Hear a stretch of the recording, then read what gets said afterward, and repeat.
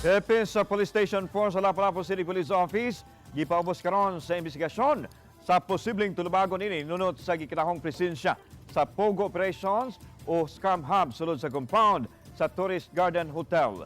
Si Luan Merondina sa report. Gikonpermar ni Police Lieutenant Colonel Christian Torres, spokesperson sa Lapu-Lapu City Police, nga wala pa'y mando gikan sa Camp Crame o bisan sa Police Regional Office 7 nga relibuhan sa katungdanan si Police Major Judith Besas, isip hepe sa Police Station 4.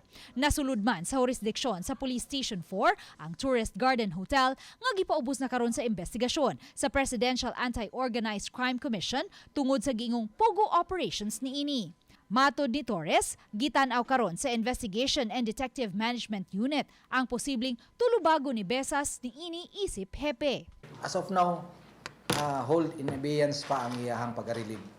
Siya paghihapon ang naa sa Station 4 considering napay gitanaw ang placement board diri sa Lapu-Lapu City Police Office kung ipadayon ba yung pag-relieve or and kung kinsa sad ang possible natong ipuli. Apan gitataw ni Torres nga wala gayoy na dawat nga reklamo ang Lapu-Lapu City Police kabahin sa mga langyaw nga matod pa illegal nga gitanggong sulod sa compound sa naasoing hotel.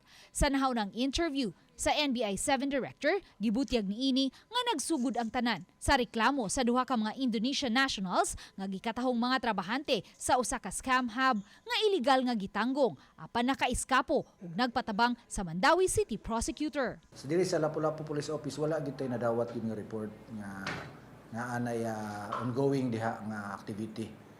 As in, gi-monitor ta na siya. Gipasabot ni Torres nga samtang usa ang Tourist Garden Hotel sa gi-monitor sa kapulisan nga posibleng may pogo operation sa dapit, wa nila kini masulod kay magkinahanglan pa kini og search warrant. Hinununod sa hitabo, gihingusga na sa parehong Lapu-Lapu City LGU ug sa Lapu-Lapu City Police ang pagsusi sa mga patigayong may kadudahang kalihukan. Tanaw na to ang pulis ug asa kapita siya mo lugar para makasuda or makapenetrate sa usa ka establishment, especially kung suspected na possible nga himuong Pogo Hub or pwedeng maghimo diha nga Pogo-like activity.